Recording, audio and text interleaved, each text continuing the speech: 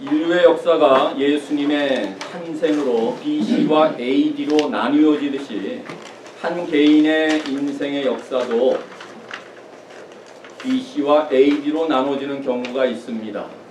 그것은 출신이나 학문이나 가문이나 결혼이나 직업으로서가 아니라 예수 그리스도를 만남으로써 비롯된다는 사실입니다.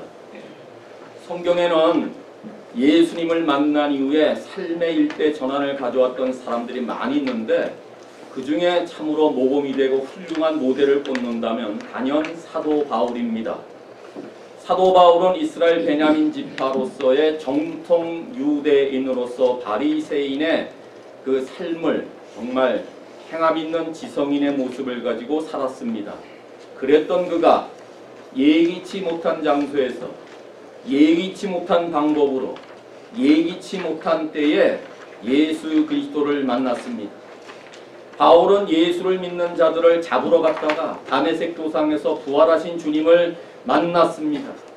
이 사건이 그를 인생의 최대의 전환점으로 가져왔던 것입니다. 그래서 그가 지금까지도 자랑으로 여겼던 출신, 가문, 학문, 철학, 사상 그리고 유대 종교를 다 버리고 거리의 전도자로 이방인의 사도로 바뀌어졌습니다. 지금까지 자랑했던 세상의 모든 것들을 버리고 오직 그는 예수 그리스도만을 자랑하는 복음의 일꾼이 되었습니다. 자신을 복음의 제사장으로 세워갈 때에 바울의 삶 속에는 늘 하나님의 나라와 비전에 대한 확장을 가지고 이 일을 이루면서 언제나 그리스도 안에서 이루어갔음을 우리는 지금까지 계속 살펴봤습니다. 참으로 바울은 예수 그리스도를 만난 이후에 끝없는 도전과 열정으로 그의 삶 모두를 복음을 위해서 바쳤던 것을 우리는 잘 알고 있습니다. 오늘 함께 읽은 이 본문은 바울이 앞으로 여러 가지 전도 여행의 계획을 상세히 밝히고 있습니다. 오늘 읽은 이 로마서의 편지를 이제 로마인에게 먼저 보내고 나서 그 다음에 나는 예루살렘으로 가게 될 것이고 예루살렘에 들렸다가 다시 로마 교회로 와서 너희들을 잠깐 뵌 이후에 이제는 서바나로 가겠다라는 원대한 계획을 말하고 있습니다. 오늘 이 바울의 전도 여행 계획을 통해서 우리가 배울 수 있는 교훈은 과연 어떤 것일까요? 먼저 22절에서 24절까지 보시면은 바울의 로마의 방문 계획을 말하면서 이 내용을 통하여 성도는 복음 사역에 대한 거룩한 비전을 품어야 될 것을 우리가 보게 됩니다. 22절에 그러므로 또한 너희에게 가려 하던 것이 여러 번 막혔더니 하면서 바울은 이미 15장 22절에서 로마에 가기를 원했던 이 말들을 이미 1장 13절에서 이미 가고자 했던 것을 반복해서 말합니다. 하지만 1장과 15장의 차이점은 이제 가려고 했지만 그 늦어진 이유를 이제부터 설명하려고 합니다. 그래서 23절에 그러나라는 단어가 원래 있었는데 한글은 빠졌습니다. 그러니까 가려고 했지만 그러나 이제는 하면서 뭔가 상황이 바뀌었다는 설명을 이제부터 하면서 이 지방에 일할 곳이 없고 또 여러 해 전부터 언제든지 서바나로 갈 때 너희에게 가기를 바라고 있었다 하면서 로마에 가고자 했던 이 늦어지는 이유를 이제 이 설명을 하고 있습니다. 그러니까 바울은 지금까지 사역하고 있던 이 장소에서 복음의 사명을 충분히 감당하기 전에는 떠날 수가 없고 아직도 이 지역에서 사역을 완수해야 될 그 남은 사역이 있다. 그래서 로마의 방문 계획이 지금 늦어지고 있다. 이렇게 말하는 것입니다. 이 지방을 말할 때 이 지방은 고린도를 말하고 있습니다. 그러니까 지금 바울이 로마서를 쓰고 있는 이 지방은 고린도를 말하고 있습니다. 바울은 2차 전도 여행 때에 당시에 고린도에 가서 지도를 보시면은 바울이 고린도를 간 2차 전도 여행에 그 고린도에 가서 1년 6개월 동안 사역을 합니다. 1년 6개월 동안 교회를 세우고 말씀으로 가르치고 있었습니다. 1년 6개월의 고린도 사역을 마친 다음에 다시 안디옥으로 돌아와서 안디옥에 있다가 다시 고린도로 가면서 다시 고린도에 3개월 동안 머물게 됩니다. 그러니까 전체적으로 바울이 고린도에 머문 기간은 2차 전도여행의 1년 6개월과 3차 전도여행을 다니면서 잠시 3개월 동안 머물렀던 1년 6개월이 되는 것입니다. 그런데 이제 와서 이 지방에는 더 이상 일할 곳이 없다면서 이제는 로마 교회를 방문하겠다. 이렇게 말하는 것입니다. 그러면 정말 이 지역에 있는 사람들에게 더 이상 복음을 전할 사람들이 없다는 말입니까? 그렇진 않을 것입니다. 사실상 이 지역, 그러니까 고린도라고 말하는 이 지역은 아가야의 전체 지역의 가장 중심 지역입니다. 그렇다면 아직도 복음을 받을 사람이 많이 있었다고 했는데 왜 이제 더 이상 일할 것이 없다 하면서 이제 너희에게로 가겠냐? 이렇게 말하는 것은 바울의 사명은 교회를 개척하고 개척한 이후에 성도들을 세우면서 거기 남아있는 성도와 지도자들이 그 교회를 온전하게 세우기 위함이었습니다. 그게 바울의 사명입니다. 그런데 이제 고린도 지역에서 이 모든 사명을 완수했다는 것입니다. 그래서 이제 곧 출발하겠다 하면서 바울은 하나님께서 자신을 통해서 이루시고자 하시는 하나님의 섭리와 뜻이 분명하게 알았기 때문에 이제 하나님께서 내가 아가야에 있는 고린도에서의 모든 사명을 완수하도록 이끄셨기 때문에 이제는 하나님께서 지도자들을 통해서 이 사역을 대신한 것을 알았기 때문에 이제 바울은 하나님께 대한 믿음과 순종함으로 이제 너희들에게 가겠다 이렇게 했던 것입니다. 그러면서 로마로 가면서 그 마지막은 이제 서바나로 가겠다 하면서 복음 사역에 대한 비전을 로마에 국한하지 아니하고 그의 눈을 멀리 바라보면서 서바나 즉 스페인까지 가고자 하는 이 바람이 있었습니다. 그런데 이 계획을 잠시 머무르고 먼저 로마 성도들을 보기를 원했던 것입니다. 로마 교회를 보기를 원했던 말씀은 사도행전 23장에서 바울이 잡힙니다. 그가 예루살렘 공회 앞에서 설교를 하게 될 때 여러 유대인의 무리가 그를 죽이려고 했을 때 천부장이 그를 보호하다가 이제 하룻밤을 지나게 될 때 그날 밤에 환상 가운데 예수님께서 등장하셔서 네가 예루살렘에서 나의 일을 증언한 것 같이 로마에서도 증언하여야 하리라 이런 음성을 그의 꿈 가운데 듣게 됩니다. 그러니 바울이 로마에 가서 복음을 전하는 것은 분명한 동기와 그의 사명의 목적이 선명하게 아주 확고하게 드러났던 것입니다. 그렇지만 바울에게 로마보다 더 큰 비전이 있었는데 그것은 로마에 정착하는 것이 아니었습니다. 바울의 복음 사역의 비전은 로마를 훨씬 뛰어넘는 지역인 저 서방의 변방까지 가려는 그런 지역을 향해 있었는데 로마는 복음 전파 사역에 통과하는 지역일 뿐 바울의 꿈은 로마에 머무는 것이 아니라 오래전부터 이미 서바나로 가기로 계획을 세웠다 하면서 그의 거룩한 비전을 다시 한번 이 본문에서 가르치고 있습니다. 그럼에도 바울은 이방인의 사도였기 때문에 로마 교회의 소식을 듣고 있었고 그곳을 방문하여서 믿음으로 굳건하게 저들을 세우고자 했었습니다. 그런데 이제 24절에는 로마를 방문하고자 하는 또 다른 이유를 24절에 이렇게 말합니다. 이는 왜냐하면 지나가는 길에 너희를 보고 너희와 사귐으로 얼마간 기쁨을 가진 후에 그러니까 이제 지나가는 길에 서바나로 가면서 지나가는 길에 로마 교회를 보고서 너희와 기쁨의 교제를 나누기를 원했습니다. 그리고 로마 교회에서 귀한 교제를 나눈 후에 너희가 그리로 보내주기를 간절히 소망한다. 그러니까 지나가는 길에 로마 교회를 들린다는 말을 했으니까 로마 교회에 오래 머물 생각은 없었습니다. 왜냐하면 지난주에 바울은 복음이 전파된 곳에서는 내가 복음을 전하지 아니하겠다. 다른 사람이 터를 세우는 곳에서는 내가 거기에 건축하지 아니하겠다. 이런 것이 그의 사역의 원리였기 때문에 그렇습니다. 그러니까 로마 교회를 방문하는 계획은 고린도에서의 사역했던 것처럼 하지 아니하고 그냥 서바나로 가는 비전 가운데 가는 길에 잠시 들리겠다. 이렇게 말합니다. 그러면서 이 방문 가운데 바울은 로마 교회 성도들과 아주 긴밀한 교제와 참된 기쁨의 교제를 가지려고 하고 있습니다. 그러니까 한 번도 본 적이 없는 로마 교회 성도들이라 할지라도 주 안에서 한 형제자매 한 가족이었다는 이러한 참된 기쁨과 정말 그들을 통하여 믿음이 온전히 세워지기를 원했던 바울의 간절한 마음이 그 가운데 깔려 있습니다. 그런데 이 구절에서 24절 하반절에서 주목해야 될 구절은 너희가 그리로 보내주기를 바란다. 이 말입니다. 너희는 로마 교회를 말합니다. 그럼 그리로 보내주기를 말한다는 말은 뭘까요? 서바나로 보내주기를 원한다. 누가? 로마 교회가 나를 서바나로 보내주기를 바란다. 이렇게 가르치고 있습니다. 근데 바울은 원래 사도행전 13장 1절에서 3절까지 보시면은 안디옥 교회에서 파송을 받은 선교사입니다. 그러니까 안디옥 교회의 손길에서 체험한 것과 같은 추천과 은혜의 복을 로마 교회에게 부탁을 하고 있는 것입니다.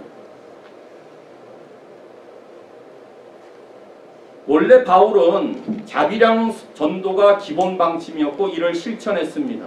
데살로니가전서 2장 9절에서도 아무에게도 폐를 끼치지 아니하고자 내가 밤낮으로 일을 했다. 그러면서 하나님의 복음을 전했다. 그것이 바울의 전도의 방침이었습니다. 그런데 로마를 방문한 이후에 너희가 나를 파송해 주기를 바란다. 이렇게 당부하고 있는 것입니다. 그러니까 로마 교회도 바울의 거룩한 비전에 함께 동참해 주기 위해서 내가 너희를 방문했을 때 나를 서바나 쪽으로 파송해 주기를 원하는 복음 사역의 비전을 공유하기를 원했던 그 마음을 그렇게 말하고 있는 것입니다.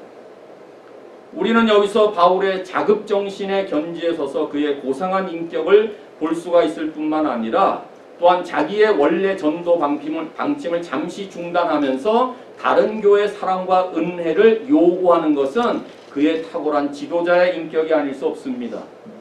또한 우리는 바울이 복음의 비전을 이루는 데 있어서 어떤 지역교회와 바울 간의 유대 관계가 얼마나 밀접해되며 서로를 얼마나 신뢰하고 있는 관계를 지금 보여주고 있는 것입니다. 안디옥 교회가 바울을 파송했습니다. 이제 서바나로 가게 될 때 자기를 후원해주고 동일한 비전을 품어야 될 로마 교회에게 이렇게 그리로 나를 보내달라 했던 것입니다. 이것이 성도들이 같은 비전을 공유해야 되는 이유일 뿐만 아니라 이런 삶이야말로 참으로 하나님의 복음을 함께 동료하는 것을 보여주고 있습니다. 바울은 예수 그리스도를 만난 이후에 저 지평선 너머에 있는 세계를 응시했습니다.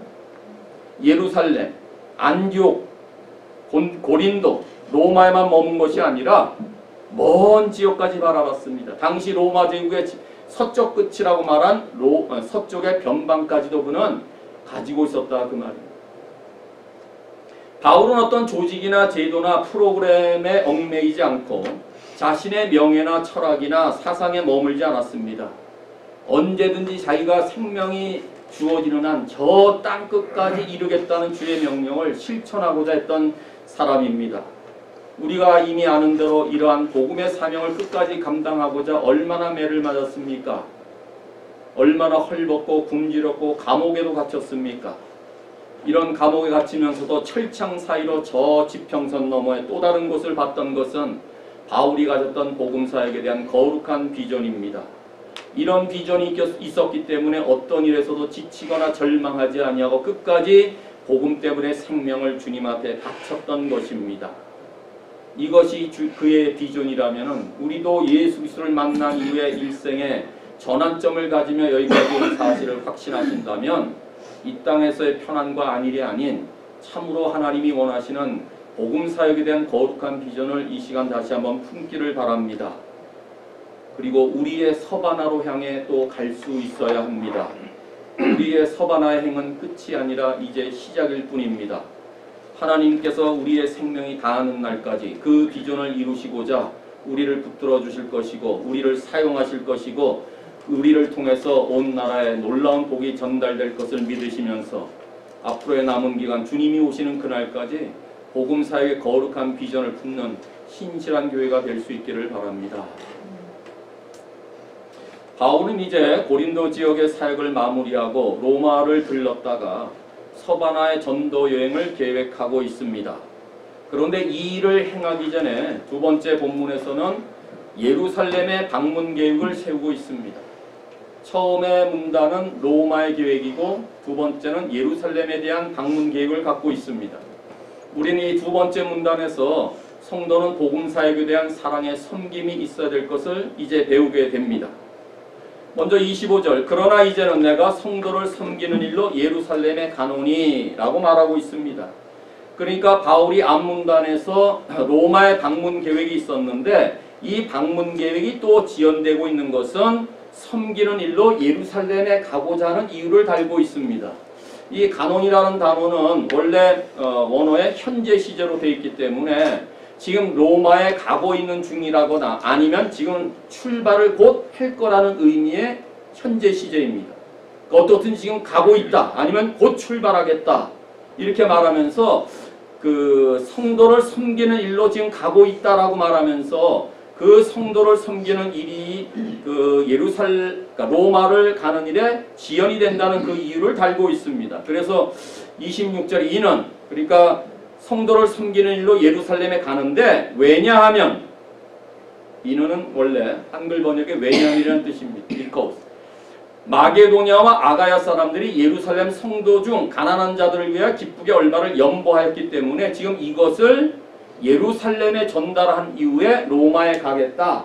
그래서 성도를 섬기는 일을 말하는 구제사역을 25절에서 이 내용을 성도를 섬기는 일 때문에 예루살렘에 들리겠다. 이렇게 지연 이유를 다루고 있습니다. 그러니까 바울은 예루살렘의 가난한 성도들을 구제하러 가는 일도 성도를 섬기는 일이라고 했던 것입니다.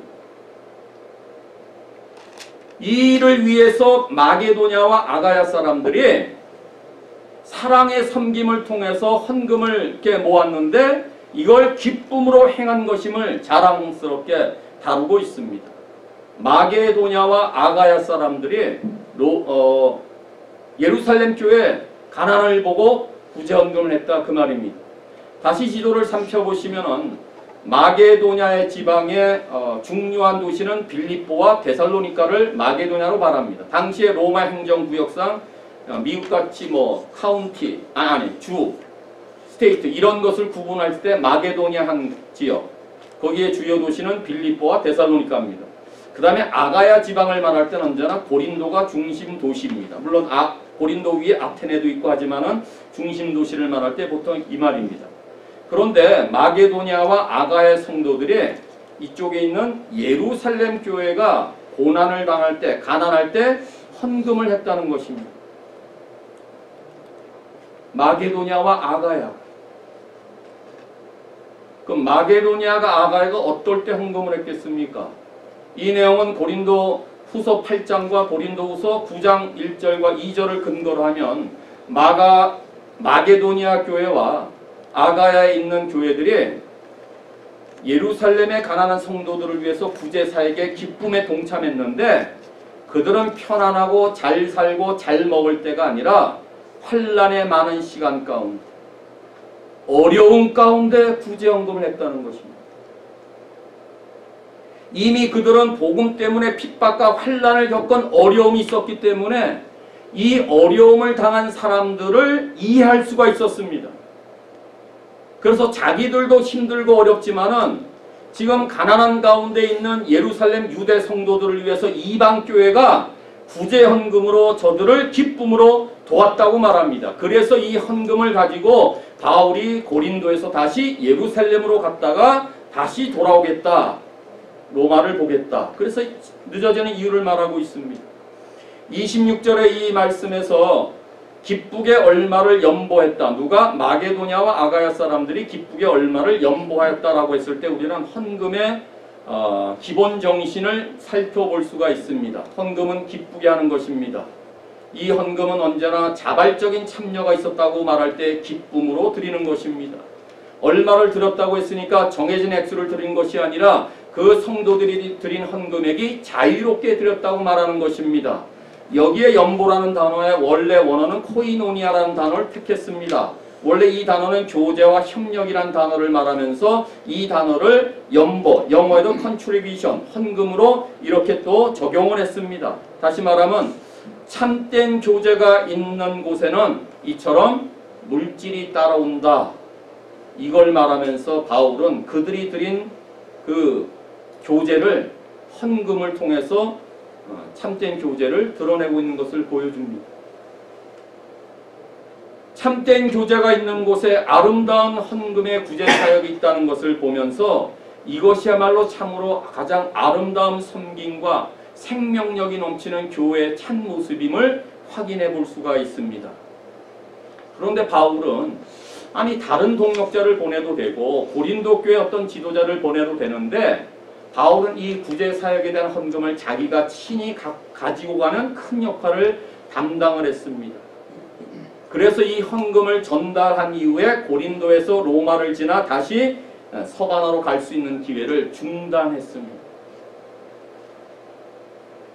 고린도에서 로마로 들렸다가 바로 서바나로 가도 되는데 섬기는 일로 인해서 고린도에서 예루살렘으로 갔다가 예루살렘에서 로마로 오고 로마에서 다시 서바나로 가겠다는 이러한 계획. 한참 돌아가는 거지요.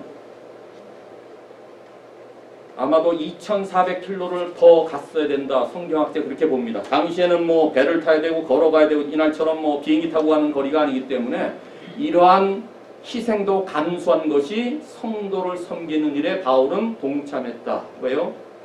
이 일을 감당하는 이 어려움이 그러니까 가난한 예루살렘 교회 어려움도 내가 당하는 어려움으로 인정했고 또 가난한 시련 가운데 드렸던 마게도니아와 아가야 성도들의 그 어려움도 내가 감수하면서 함께 이 어려움에 동참하고자 했던 그 마음이 바울의 마음이었습니다. 그래서 이것을 성도를 섬기는 일로 내가 헌금을 가지고 가겠다 나섰던 것입니다. 그런데 이 부분에서 우리가 생각해 볼 것은요. 마게도니아와 이 아가의 성도들은 이방인 교회입니다. 이방인 교회입니다. 반면에 예루살렘 교회는 유대 성도들의 교회입니다. 또 모교회입니다. 마돌철치입니다. 그러면 한번 생각해 보세요. 마게도니아와 아가의 성도 이방 교회가 예루살렘에 있는 모교회를 위해서 헌금을 했다는 사실은 오늘날의 상식을 뒤집는 일입니다. 예를 들어 만일 우리 신실한 교회가 여러 곳에 선교헌금을 드리고 돕고 또 구제사역을 행하고 있는데 그 도움을 받았던 교회와 지역들이 본 교회가 어려움을 당하게 될 때 헌금을 보내는 일이 쉽습니까? 아니 그런 일이 지금 있습니까? 한 번도 없어요. 교회사를. 굉장히 어려운 일입니다. 그런데 마게도냐와 아가야의 이방교회는 그렇게 했다는 것입니다.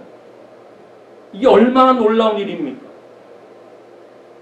모교회가 어려움을 당할 때 지역에 있는 그것도 지역을 넘어선 그 교회가 거꾸로 구제사역에 동참했다는 것입니다. 이게 얼마나 아름다운 사랑의 섬김의 사역입니까? 왜 그렇게 했을까요? 왜 이방교회가 먼 지역에 떨어졌던 이방교회가 모교회인 예루살렘의 유대 성도들을 이렇게 도왔을까요?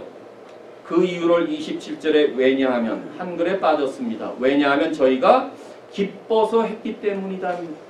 기뻐서 한 것입니다. 억지로 한 것이 아니라 너무 기뻐서 이방교회가 모교회를 돕는 일이 너무나 기뻐서 그렇게 했다는 것입니다. 그러면 이것이 어떻게 가능했습니까? 27절 하반절에 또한 저희는 그들에게 빚진 자였기 때문에 했다는 것입니다. 그래서 만약 이방인들이 그들의 영적인 것을 나눠 가졌으면 그래서 이방인들은 마게도냐와 아가야의 이방교회들을 말하는 것이죠. 이방인들이 그들의 영적인 것을 이미 나눠 가졌습니다. 그런데 그 말은 예루살렘 교회가 우리들에게 영적인 것을 나눠줬다 그 말이죠. 그런데 빚진 자의 심정을 가지고 우리는 영적인 것을 나눠줄 수가 없기 때문에 우리는 육적인 것으로 그들을 섬기는 것이 마땅하다고 했던 것입니다.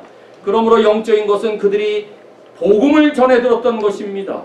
그래서 자기들이 달라진 삶을 통하여 우리는 이미 복음을 받았기 때문에 예루살렘 교회가 가난하게 됐을 때 이제 복음이 아닌 육적인 것, 다시 말하면 물질로 헌금으로 갚겠다. 이것이 그들이 가지고 있었던 복음의 빚진 자의 심정이었던 것입니다. 마게도냐와 아가야의 성도들은 예루살렘 교회를 향하여 채무의식, 빚진 자의 의식을 가지고 살았습니다. 그런데 원래 예루살렘 교회가 마게도냐 지방에 가서 복음을 전했습니까? 아닙니다. 복음을 전한 사람은 바울이었습니다. 예루살렘 교회와 전혀 상관없습니다. 바울이 예루살렘 출신입니까? 아닙니다. 다소 지방의 출신입니다. 바울이 예루살렘 교회에서 파송받았습니까? 아닙니다. 안디옥 교회에서 파송받았습니다. 안디옥, 그러니까 예루살렘 교회와 마게도냐 아가야는 전혀 무관합니다. 그러니까 복음의 빚을 갚으련다면 어떤 의미에서 바울에게 갚는 것이 맞습니다. 그런데 그들은 바울에게 갚지 않았습니다. 물론 지날 때마다 갚는 것이 있었겠죠. 그러나 그들이, 그러니까 마게도냐와 아가야의 성도들이 예루살렘 교회의 그 빚진 자의 심정을 가지고 자신들은 영적인 것, 곧 복음을 받았으니 이것은 갚지 못해도 너희가 가난할 때 우리는 헌금, 물질로 갚겠다는 것입니다. 왜 그랬을까요? 하나님께 빚진 마음을 갖게 한 것은 구원의 복음이 시작된 예루살렘 교회에 있었기 때문에 그렇습니다. 예루살렘 교회가 없었다면 안디옥 교회가 있을 수가 없습니다. 안디옥 교회가 없었다면 바울을 마게도냐와 아가야에 선교사로 파송할 수가 없었을 것입니다. 이처럼 유대 성도들과 이방 성도들은 서로 복음의 빚진 자의 심정으로 이 사랑의 마음을 공유했기 때문에 그래서 성도의 섬기는 일로 이 구제 헌금을 가지고 갔다가 로마에 들어가겠다 이렇게 말하는 것입니다. 그러면 성도들은 어찌하여서 구제하며 나눠주기를 좋아해야 합니까? 저희가 기뻐서 했다고 되어 있는 섬기는 일을 기뻐했다. 다시 말하면 기뻐서 얼마 연보를 한 것을 기뻐했다고 했다면 왜 우리도 기뻐하며 나눠주기를 좋아하는 교회가 되어야 될까요? 그것은 나 같은 죄인을 살려주시고 나 같은 자를 오늘 이날까지 이끌어 오신 하나님의 측량할 수 없는 사랑과 한없는 은혜의 선물을 받아 빚진 자가 되었기 때문에 마땅히 그들을 돕는 것이 있어야 된다 그 말입니다. 그래서 우리는 이웃들을 돕고 또 복음을 아직 받지 못한 자들을 위해서 기쁨을 가지고 이 일에 함께 성도의 섬기는 일에 동참해야 된다는 것입니다. 이 말은 바울이 받은 말씀 중에 예수님께서 받는 것보다 주는 것이 복되다라는 말씀을 오늘 우리가 꼭 기억해야 됩니다. 받는 것보다 주는 것이 복됩니다. 우리가 많은 것을 받았습니다. 엄청난 것을 받았습니다. 받았으니 돌려야 됩니다. 이것을 기쁘게 해야 됩니다. 이것이 바로 성도가 베풀어야 될 서로에 대한 사랑의 섬김입니다. 바울은 이 섬김의 일을 가지고 복음의 사역을 확대합니다. 바울뿐만 아니라 마게도냐와 아가야의 성도들도 이 사랑의 섬김의 손길을 또 펼쳤던 것입니다. 복음 때문에 이루어진 놀라운 사건들이었습니다. 대부분의 많은 성도들의 경우에 우리의 삶의 목적을 하나님을 섬기는 데 둡니다. 예, 맞습니다. 잘하는 일입니다. 그런데 보이지 아니하는 하나님을 섬긴다는 것은 보이는 믿음의 사람들을 섬기는 것을 동시에 의미합니다. 이 내용은 계명 중에 처음 되는 계명이 하나님 사랑입니다. 하나님이 사랑한 다음에 두 번째 계명은 이웃 사랑입니다. 첫째, 둘째로 나눈 것은 순서를 말하는 것이 아니라 하나님 사랑과 이웃 사랑이 똑같다. 이걸 말하는 것입니다. 그러니까 하나님을 섬긴다고 했을 때 우리의 섬김은 보이는 우리 지체들, 보이지 아니하는 또 다른 교회 지체들을 함께 섬기는 것을 말합니다. 그러므로 하나님을 섬기는 것과 사람을 섬기는 것을 나눠서는 아니 되는 것입니다. 또 보이는 사람만이 아니라 보이지 아니하는 그 사람마저도 구제의 손길을 내밀고 그래서 보지 못했고 만나지도 못했지만 그들을 향한 사랑의 섬김이 있게 될 때에 복음의 사역이 더욱더 확장되는 것입니다. 마게도냐와 아가야의 성도들은 예루살렘 성도들을 본 적이 없습니다. 바울은 로마 교회 성도들을 만나본 적이 없습니다. 그럼에도 그들 모두의 삶의 정신에는 언제나 복음 때문에 이루어지는 사랑의 섬김의 손길이 늘 가득 찼던 것입니다.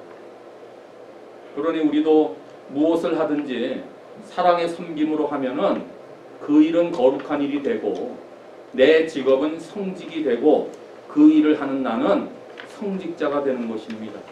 이것이 종교개혁 이후에 마르틴 루터가 만인 제사장서를 외쳤던 이유가 이런 것입니다. 우리는 모두 왕 같은 제사장입니다. 가톨릭에서 말하는 사제권만이 왕 같은 제사장이 아니라 우리 모두가 하는 일들을 통해서 거룩한 일들을 감당하게 되면 그것은 우리가 제사장의 역할을 감당하는 것입니다.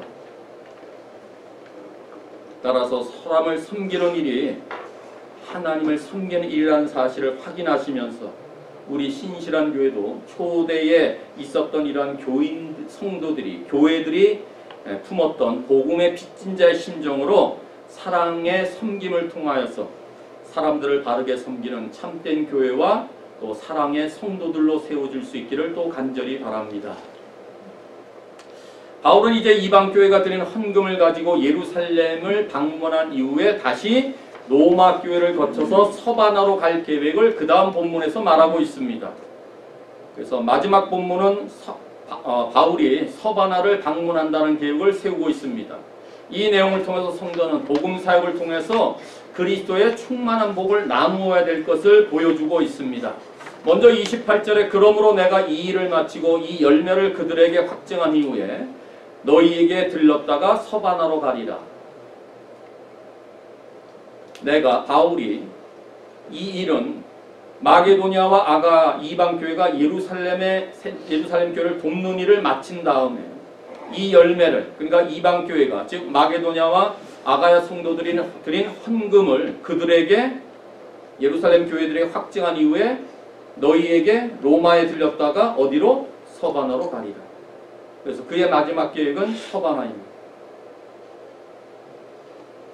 여기서 말할 때 이 열매라는 단어를 쓴 것은 마게도냐와 아가야에 있는 성도들의 믿음과 사랑의 열매이자 이방 성도들과 예루살렘 교회 유대 성도들 간의 긴밀한 교제와 사랑의 관계를 이렇게 열매를 표현하고 있습니다. 다시 말하면은 구원은 유대인으로부터 나왔잖아요. 그러니까 구원은 유대인으로부터 나와서 온 세상에 퍼졌습니다. 그런데 이방 땅에 즉 마게도냐와 아가야 땅에서 이 복음이 맺은 열매, 이것이 이제는 예루살렘을 향하여 가고 있는데 그것도 가난한 성도들을 향하여 그들의 필요를 채우기 위해서 예루살렘으로 돌아온 것을 이 열매를 그들에게 확증하겠다라고 말합니다. 여기에 확증한다는 단어는 우리 성경의 아래 관주를 보시면은 인침 후에라고 되어 있어요. 인을 쳤다 그 말이면 씨랬다 그 말을 말하는 확증이 그 단어입니다.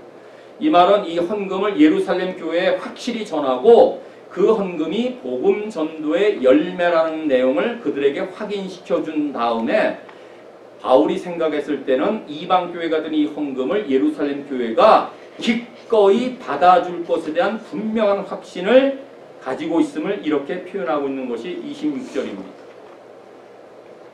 그래서 바울은 이 헌금을 전달한 이후에 그 다음에 로마 교회를 들렀다가 서바나로 가겠다라는 계획을 세웁니다.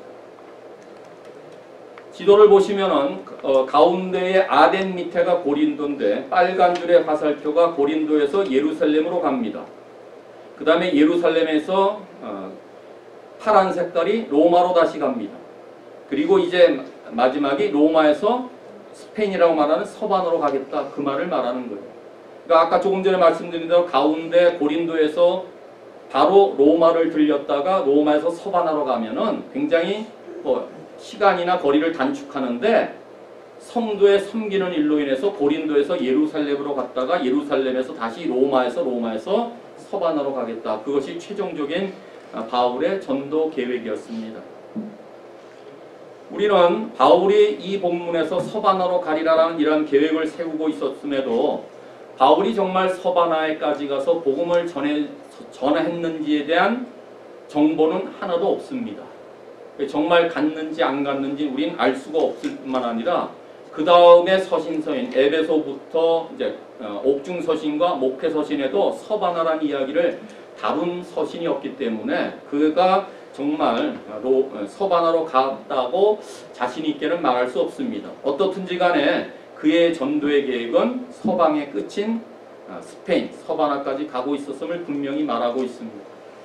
그러면서 서바나로 갈 계획이 있음을 말하면서 로마 교회를 방문하고자 하는 그의 감정의 표현을 29절에 이렇게 말합니다. 내가 너희에게 나아갈 때에 그리스도의 충만한 복을 가지고 갈 줄을 아노라. 바울은 예루살렘으로 올라갈 때는 이방교회가 드린 물질의 복을 가지고 올라갔습니다. 그런데 다시 예루살렘에서 로마로 갈 때는 그리스도의 충만한 복을 가지고 가겠다. 이걸 기대하라라고 말하는 거예요. 이 편지를 받았을 때 로마 교회가 얼마나 기대감이 컸고 듣기만 해도 배부른 소리입니까? 야, 바울 사도께서 우리 교회 오실 때 그리스도의 충만한 복을 가지고 오신단다. 이렇게 전하고 있어요. 바울은 그가 갈 때에 그리스도의 충만한 복을 소유하고 있었고 이 복을 너희들에게도 지금 전달하겠다 확신하며 말하고 있습니다. 이것은 그리스도의 풍성한, 바울이 경험했던 그리스도의 풍성한 은혜와 하나님의 사랑과 그가 이날까지 오면서 경험했던 하나님의 놀라운 능력이 함께하는 그 그리스도의 충만한 복을 로마 교회도 똑같이 전달하겠다 이렇게 말하는 것입니다.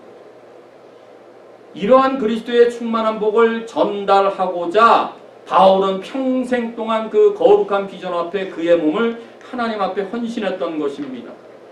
이런 확신이 있었기 때문에 그는 이제 로마 교회를 방문하게 될 때에 하나님께서도 나에게 주셨던 그리스도의 충만한 복을 너희들에게 이제 주겠다는 사실을 확신하면서 이 내용을 자신 있게 편지로 쓰고 있습니다.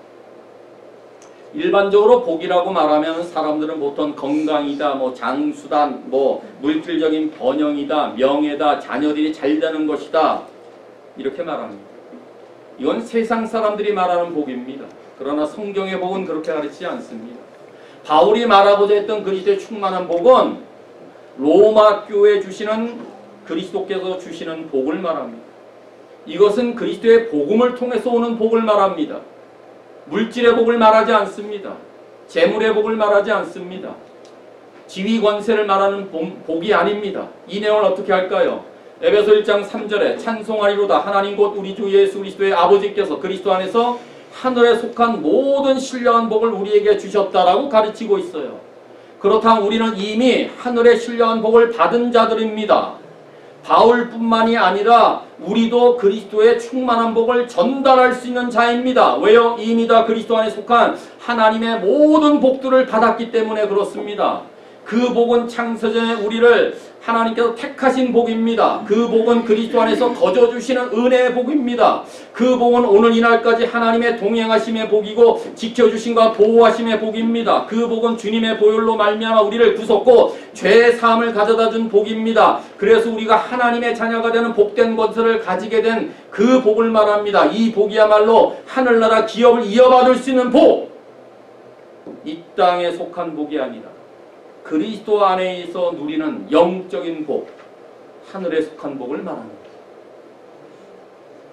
바울이 무슨 물질의 복이 있어서 그 복을 로마 교회에 전달한다고 말하겠습니까? 그렇지 않지 않습니까? 이 땅에 속한 복은 언제나 불완전하고 상대적인 것이고 지나가는 것이고 썩고 부패하고 없어질 것입니다. 그것들이 지금 당장 나에게는 절실하다고 해도 그것들은 순간적이며 일시적인 것입니다. 그러나 그리스도의 충만한 복은 이 땅의 것과는 감히 비교할 수 없는 것으로서 영원하고 영광스럽고 가장 존귀한 복들입니다. 이 복을 바울이 로마 교회에 전달하며 아니 이미 우리도 이 복을 소유하고 있습니다. 그러니 어떤 면에서 바울은 이 그리스도의 이름으로 로마 교회를 축복하기를 원했었고 이런 점에서 바울은 그리스도의 충만한 복을 전달하고자 하는 우체부와 같았던 사람입니다. 그렇다면 우리 현대를 사는 우리들도 성도들도 바울과 같이 그리스도의 충만한 복을 이웃들에게 전달하는 우체부의 역할을 감당하셔야 됩니다. 그리스도의 복을 안 가졌으면 몰라도 이미 하늘에 속한 신령한 복을 다 가졌다면 이 복을 전달하는 것이 마땅하지 않겠습니까? 그래서 우리는 그리스도의 이름으로 남들에게 축복을 해야 되며 그들에게 그리스도의 충만한 복을 나눠줄 줄 알아야 됩니다. 지금도 세상 사람들은 자기가 더 많은 것을 취하기 위해서 빼앗습니다. 더 가지기 위해서 서로 다툽니다. 하지만 성도들은 이미 가지고 있는 것들을 나누는 복을 나누는 자들이 되어야 됩니다. 이 복은 그리스도의 복으로 오는 복입니다. 그리스도의 복음이야말로 이웃을 하늘의 신령한 복으로 인도하는 수많은 비밀이 담겨 있습니다. 그러므로 우리도 복음을 이웃들에게, 그래서 이웃들이 이 복된 소식을 듣고 그리스도의 복으로 인도하는 이런 도구로 쓰임받아야 됩니다. 하나님 지금도 우리같이 부족하고 연약하다 할지라도 우리 한 사람 한 사람을 통해서 천하 만민이 이 복을 받기를 지금도 원하십니다. 그리고 무엇보다 우리에게도 그리스도의 충만한 복을 전달할 수 있는 특권을 가지고 있다는 사실을 확신하며 살 수 있기를 바랍니다. 우리 모두가 그리스도의 복을 다 소유했지 않습니까? 다른 거 다 없다 할지라도 오직 그리스도 한 분만 있으면은 세상의 모든 복보다 더 뛰어난 복을 소유한 것이 틀림없지 않습니까? 누가 말합니까? 베드로가 성전 미문 앞에서 날 때부터 걷지 못했던 자에게 나에게는 은과 금은 없지만은 내게 있는 것 주겠다. 그게 누구예요? 나사렛 예수 그리스도의 이름으로 걸으라 했을 때에 그 사람은 인생의 최대 반전 사건을 가져오지 않습니다. 한 번도 걸어보지 못한 사람이 바울이 가지고 있었던 그리스도의 충만한 복을 그에게 전달했을 때에 그 인생에는 전환점이 찾아왔던 것입니다. 이처럼 성도들은 그리스도의 복을 나눠줄 수 있는 사람입니다. 아니, 그 복을 이미 가지고 있는 자들입니다. 그 복은 그리스도의 충만한 복입니다. 오늘도 예배를 마치면서 집으로 돌아가시게 될 때 이 그리스도의 충만한 복을 가지고 나갈 수 있기를 바랍니다. 흘리지 마시고 떨어뜨리지 마시고 감춰두지 마시고 그리스도의 충만한 복이 나에게도 있다는 사실을 가지고 돌아가십시오. 그리고 이 그리스도의 충만한 복을 가정에서부터 충만하게 나누시기를 바랍니다. 내일부터 직장이나 일터에 가시든지 이웃을 방문하시든지 아니면 다른 사람들에게 전도를 하든지 어디서 무엇을 하시든지 간에 이 하늘의 신령한 복들을 가지고 그들을 만나시고 그들을 대하시며 그들에게 그리스도의 충만한 복을 전하는 성도가 되시기를 바랍니다. 사랑하는 신실한교회 성도 여러분, 우리 인생의 최고의 만남은 그리스도의 만남입니다. 그리스도의 만남의 사건은 우리를 전환시켜 주시는 놀라운 인생의 한 사건이었습니다. 그래서 예수 그리스도를 만난 사람들은 변합니다. 예수님을 만난 사람들은 세상과 다른 생각, 세상과 다른 마음, 세상과 다른 삶을 살게 됩니다. 만일에 세상과 다른 마음, 세상과 다른 생각, 세상과 다른 삶을 아직도 살지 않고 있다는 말은 예수를 만나지 않았다는 말과 똑같습니다. 정말 내 인생의 BC와 AD로 나누는 이 가늠점이 그리스도를 만난 사건이라고 확신하신다면 세상과 다르게 살아야 됩니다. 그리스도를 만난 사람들은 그리스도의 일꾼이 되어야 되며 그리스도의 복음을 아는 자들은 복음의 제사장들이 되어야 됩니다. 은혜의 복음을 깨달은 자들은 이 복음을 향한 거룩한 비전을 품어야 됩니다. 구원의 복음을 경험한 자들은 자신이 받은 그리스도의 복을 남들에게 전해야 됩니다. 개개인을 뛰어넘어 이웃과 나라와 민족을 향해 사랑의 손길을 펼쳐야 됩니다. 하나님께서는 우리가 주의 일꾼으로 복음 사역에 헌신하게 될 때 일할 수 있고 말할 수 있고 섬길 수 있도록 능력을 주십니다. 이렇게 행하심은 우리를 통하여 그리스도의 충만한 복이 이웃들에게 전달되게 하기 위함입니다. 그리스도를 만난 사람은 우리는 그리스도 없이 소망 없이 사는 사람들에게 이 복음을 전할 때에 우리의 전한 기쁨의 소식을 듣고 그들이 모두 다 구원의 방주 안에 올라탄다면 이것보다 더 위대하고 가장 만족스러운 복이 어디에 있겠습니까? 이것이 그리스도의 충만한 복이 아니겠습니까? 이제 한평생 복음의 빚진 자의 심정으로 주님께서 주신 거룩한 비전을 품고 이웃을 사랑으로 섬기되 그리스도의 충만한 복을 후회 없이 나누며 사는 우리 교회와 우리 모든 믿음의 지체들 될 수 있기를 주님의 이름으로 축원합니다.